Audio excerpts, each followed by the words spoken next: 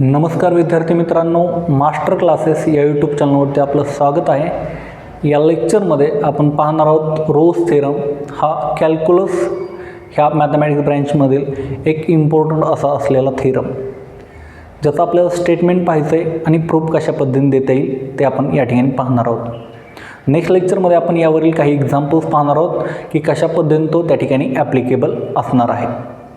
First आपण त्या ठिकाणी स्टेटमेंट समजून घेऊयात की काय आहे रोज थेरम। स्टेटमेंट पहा, if f of x is a function which is continuous on closed interval a b and differentiable on open interval a b with f of a equal to f of b, then there exist c belongs to open interval a b such that f dash of c is equal to 0। ह्या पद्धतीने statement दिलं आहे। आता याचं meaning काय, एखादं function दिलं आहे, कोणतंही एफ ऑफ एक्स फंक्शन आहे जे की कंटिन्युअस आहे क्लोज इंटरवल ए बीवरती।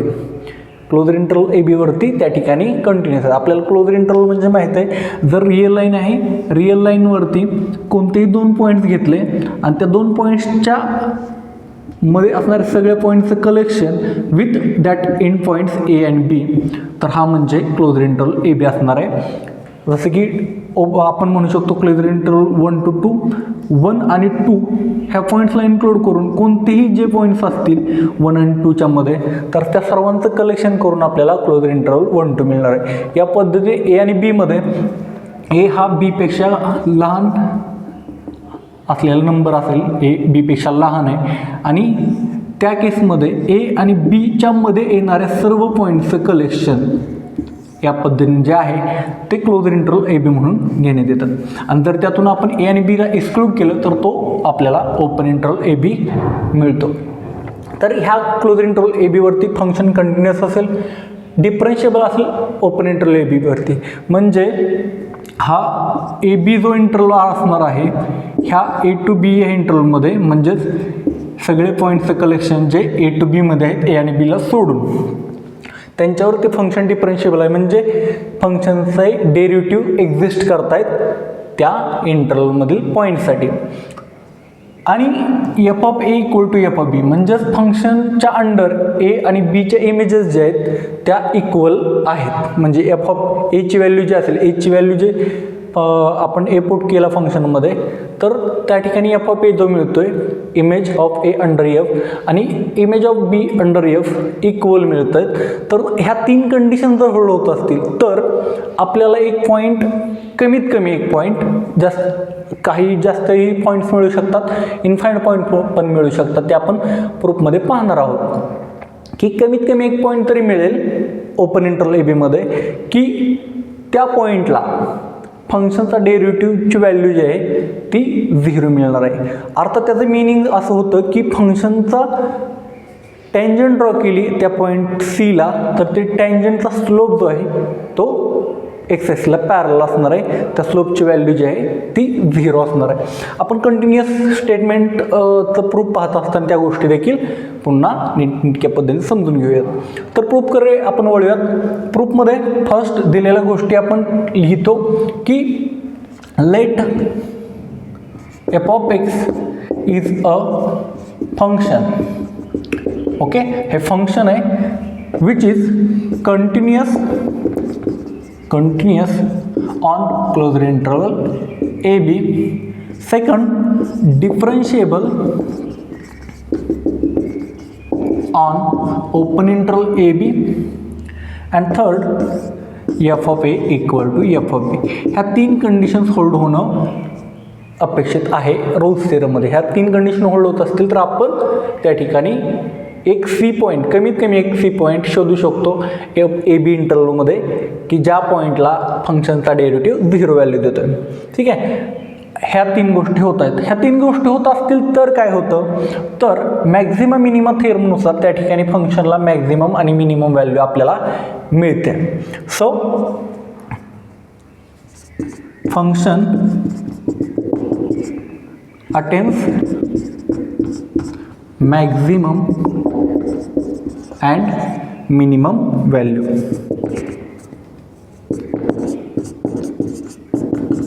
त्यालाच आपण सुप्रीमम इन्फिमम या बाबतीत म्हणू शकतो. म्हणून मग आपण त्या ठिकाणी घेऊयात की m is equal to supremum of f of x and small m is equal to infimum of f of x. ठीक आहे.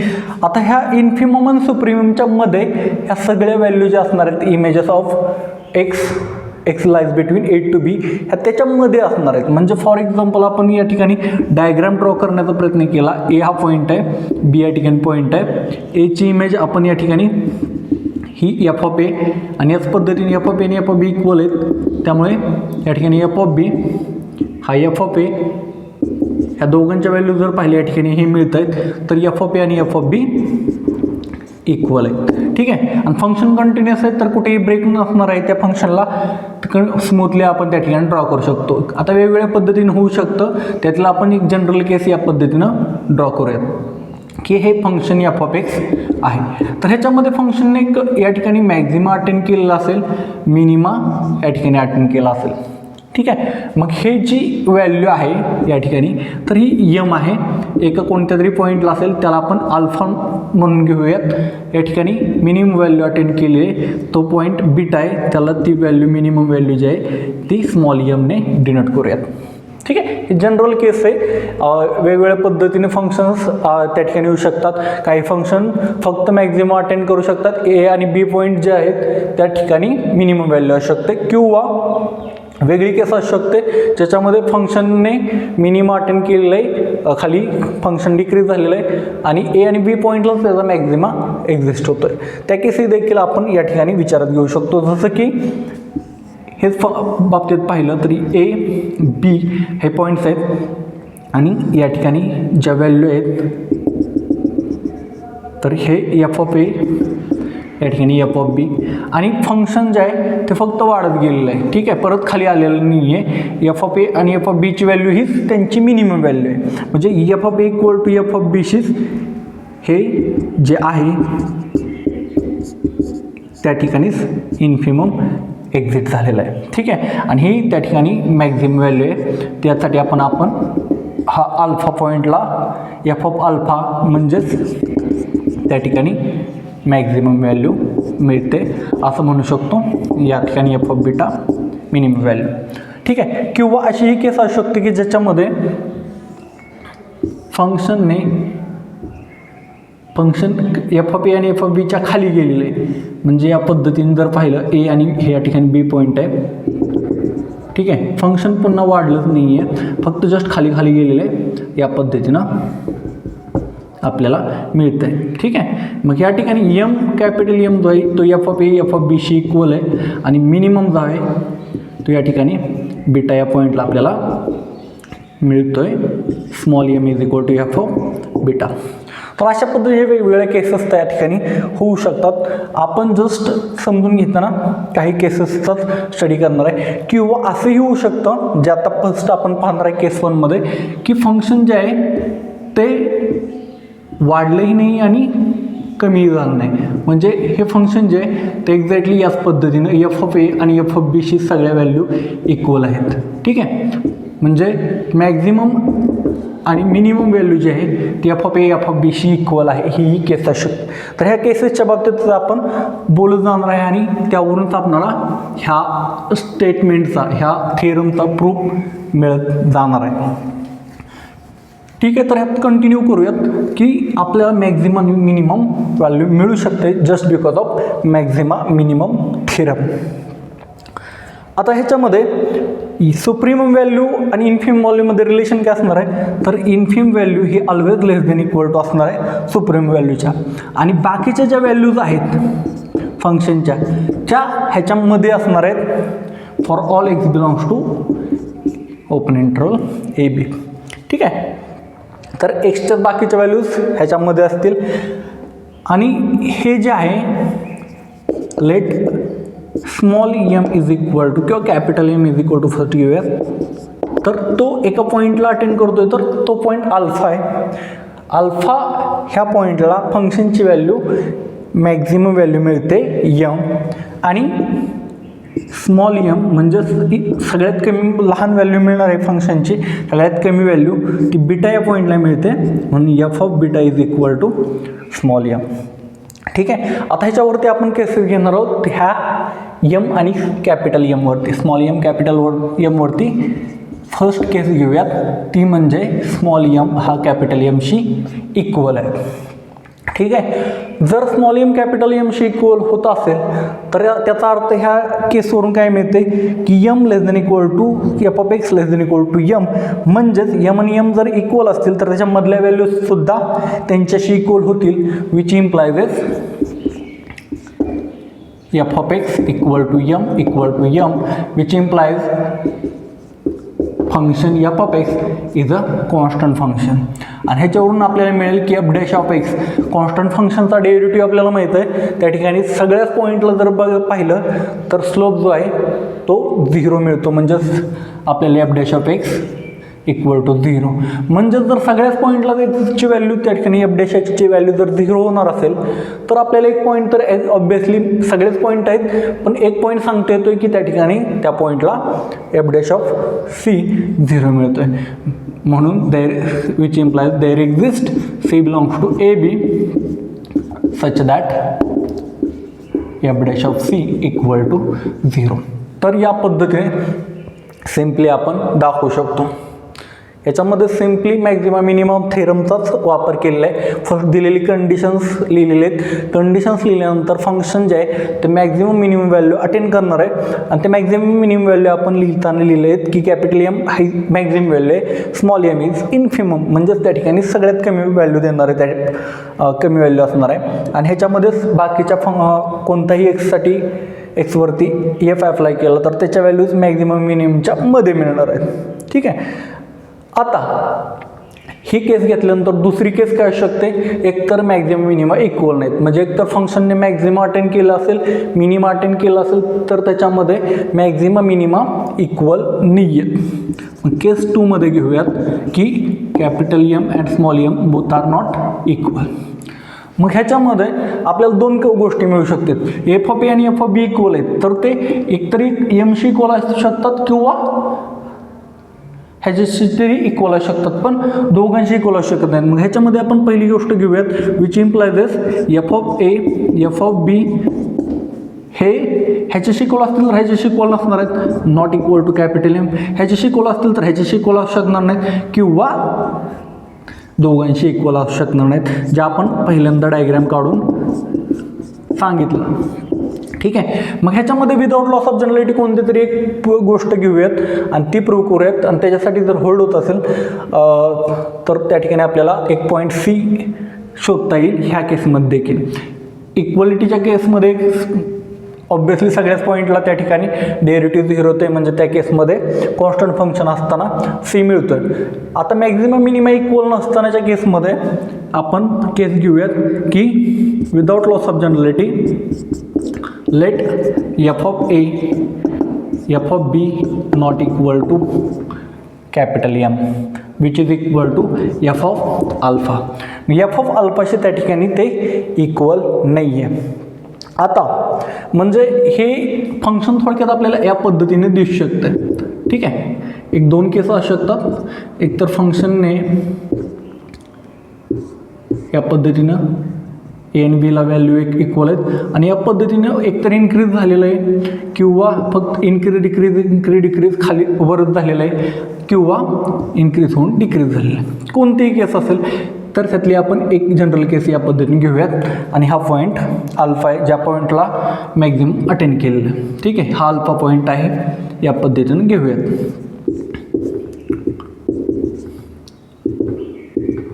तर हा अल्फा पॉईंट या ठिकाणी आहे. आता ह्याच्यामध्ये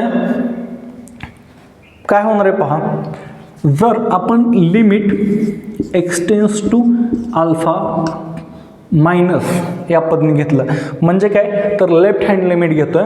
लेफ्ट हँड लिमिट कशाचं तर f of x minus f of alpha upon x minus alpha. आणि दुसरं limit extends to alpha plus differentiable प्रत्येक पॉईंटला आहे, डेरिव्हेटिव्ह ओपन इंटरवलमध्ये एक्झिस्ट होतो, हे आपण ऑलरेडी गिवनमध्ये लिहिलेलं आहे. मग या ठिकाणी अल्फा या पॉईंटला सुद्धा डेरिव्हेटिव्ह एक्झिस्ट होतं, मग त्याचा लेफ्ट हँड लिमिट आणि राईट हँड लिमिट दोन्ही इक्वल असणं अपेक्षित आहे. ठीक आहे, मग ह्याच्यामध्ये लेफ्ट हँड लिमिट घेतलं तर f of x minus f of alpha आणि एक्स मायनस अल्फा हे लेफ्ट हँड लिमिट, या ठिकाणी राईट हँड लिमिटसुद्धा याच पद्धतीने लिहिणार आहे. ठीक आहे, जर आपण अल्फाकडे या ठिकाणी ह्या साईडने अप्रोच करत असेल, ठीक आहे, लेफ्ट साईडने, तर लेफ्ट हँड लिमिट जी आहे त्याच्यामध्ये जर पाहिलं तर एक्स ह्या बाजूला असणार आहे, म्हणजे एक्स हा अल्फापेक्षा लेस आहे, म्हणजे एक्स मायनस अल्फा जी व्हॅल्यू आहे ती निगेटिव्ह असणार आहे, म्हणजे ही निगेटिव्ह व्हॅल्यू आहे. आता एफ ऑफ एक्स जो आहे तो एफ ऑफ अल्फापेक्षा काय आहे, लेसच आहे, म्हणजे ही सुद्धा एफ ऑफ एक्समधून एफ ऑफ अल्फा जर सबट्रॅक्ट करत असेल तर तो सुद्धा निगेटिव्ह, हा पण निगेटिव्ह, हा पण negative, negative divided negative, positive, आणि पॉझिटिव्हचं लिमिट घेतलं तर ते त्या ठिकाणी पॉझिटिव्ह मिळू शकतं, मे बी त्या ठिकाणी 0 पण मिळू शकतं. ठीक आहे, म्हणून मग या ठिकाणी ही केस मिळणार आहे. आता नेक्स्ट ह्याच्यामध्ये जर आपण अल्फाकडे राईट हँड लिमिट घेत असताना ह्या साईडने अप्रोच करत असेल तर ऑब्व्हियसली अल्फापेक्षा एक्स मोठा आहे, म्हणजे एक्स मायनस अल्फा हे पॉझिटिव्ह आहे, आणि f of x minus f of अल्फामध्ये f of alpha maximum value आहे, एफ ऑफ एक्स त्याच्यापेक्षा लेस असणार आहेत, तर f of x minus f of alpha negative, ही निगेटिव्ह ही पॉझिटिव्ह व्हॅल्यू, निगेटिव्हला पॉझिटिव्ह डिवाइड करतोय, निगेटिव्ह येणार आहे, आणि निगेटिव्हचं लिमिट त्या ठिकाणी निगेटिव्ह मिळणार आहे. ठीक आहे, म्हणजे लेफ्ट हँड लिमिट जर पाहिलं तर त्या ठिकाणी आपल्याला पॉझिटिव्ह मिळालं, राईट हँड लिमिट जे आहे ते निगेटिव्ह मिळालं. तर ह्या केसमध्ये आता ॲज अल्फाला आपल्याला डेरिव्हेटिव्ह एक्झिस्ट होतं आहे, म्हणजे त्याचं लेफ्ट हँड लिमिट आणि राईट हँड लिमिट इक्वल पाहिजे. तर इक्वलिटीची कंडिशन कुठं होल्ड होते, तर एक्झॅक्टली हे दोन्ही लिमिट्स 0 असतील त्या केसमध्ये. म्हणजेच ह्या दोघांवरून आपण मिनिंग करू शकतो की limit extends to alpha f of x f of alpha upon x minus alpha is equal to 0, आणि हे लिमिट जे आहे ते म्हणजेच फंक्शनचा डेरिव्हेटिव्ह ॲट अल्फा, म्हणजेच f dash of alpha equal to 0. ठीक आहे, मग आपल्याला एक सी पॉईंट या ठिकाणी मिळालेला आहे, c equal to alpha. Alpha हा ए टू बी मध्येच पॉईंट आहे, म्हणजेच त्या ओपन इंटरवल ए बी मधले.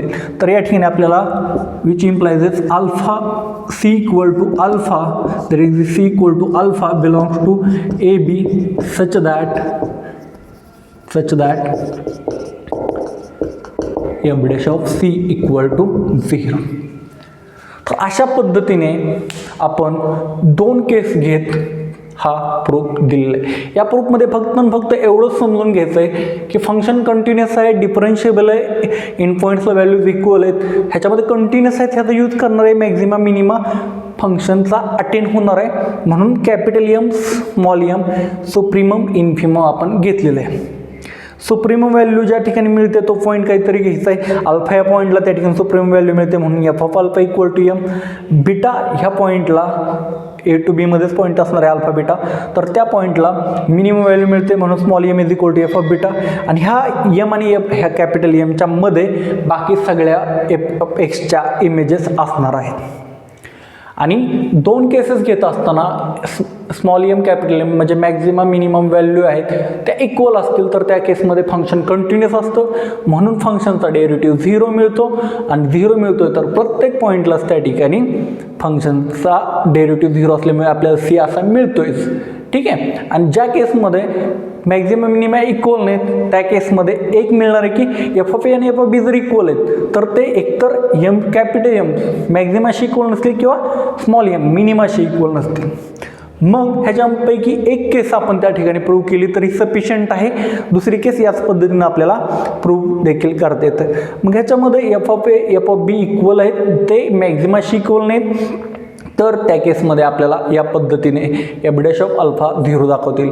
जर आपण दुसरी केस घेतली की एफ ऑफ ए आणि f of b not equal to small m that is infimum और मिनिमम व्हॅल्यू, तर त्या ठिकाणी एफ डॅश ऑफ बीटा आपल्याला 0 दाखवत येतो.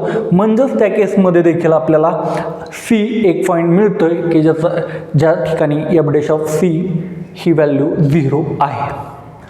आय होप या ठिकाणी तुम्हाला चांगल्या पद्धतीने हा प्रूफ समजला असेल.